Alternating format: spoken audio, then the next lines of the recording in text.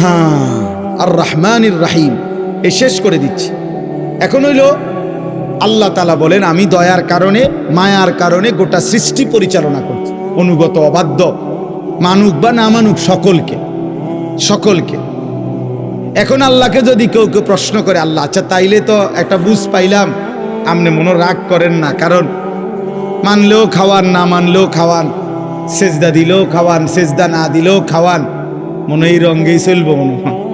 আল্লাহ কয় না, আরেকটা আয়াত রয়েছে তো, মালিকি ইয়াউমিদ্দিন, আমি বিচার দিবসের মালিক। আমি আদর করতে যেমন জানি, আমি শাস্তি দিতেও জানি। বাদশা শুধু আদর করে না, বাদশা শাস্তিও দেয়। কি?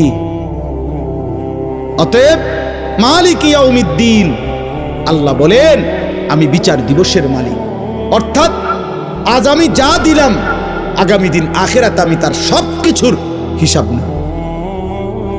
একটা জাররা জাররা, বিন্দু বিন্দু, একটা নিঃশ্বাস, চোখের একটা পলক, খাবারের একটা লোকমা, পানির এক ঢোক আমার দেওয়া, আমি আবার হিসাব নেব।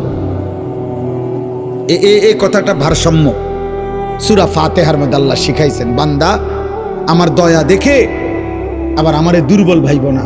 আমি মালিক, আমি বাদশাহ, আমি রাজাধিরাজ, আমি জব্বার, আমি কাহ্হার। আমার দয়া মায়া দেখে কি করো না, তুমি আমার নাফরমানি করো না, আমি আখিরাতে হিসাব। তাইলে কথা কি দাঁড়াইলো? আল্লাহ আমাদেরকে সব দিছেন দুনিয়াতে, আবার আল্লাহ সব কিছুর কি নিবেন? কথা বলেন না। নবীজি বলছেন, ওমর একদিন, ওমর রাদিয়াল্লাহু তাআলা 3 দিন ক্ষুধার্ত থেকে 2টা খেজুর আর 1 ডোক পানি পান করছে। 3 দিনের ক্ষুধার্ত থাকার পর নবীজি বললেন, ওয়াল্লাহি লা তুসআলু আন হাযান নাঈম, ওমর এই 2টা খেজুর আর 1 ডোক পানির হিসাবও আখিরাতে আল্লাহর কাছে দিতে হবে। এই জন্য আল্লাহ তাআলা এটা ব্যালেন্স করে দিছে, বান্দা আজ দুনিয়া ভোগ করো, আগামী দিন আখিরাতে হিসাব দিও। আজকে দুনিয়া কি করো বলে না, নাও দিলাম, কিন্তু আগামী দিন আখিরাতে কি দিতে হবে?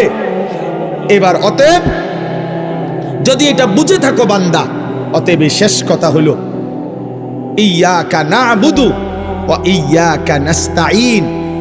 আমি আজকে যে দেরি করে আসছি, আমাদের এই যিনি মাদ্রাসার মুহতামিম মাওলানা আবুল কাসেম সাহেব, উনি পুরা সিদ্ধান্তই নিছে যে এমন বক্তা আর দাওয়াত দিত না।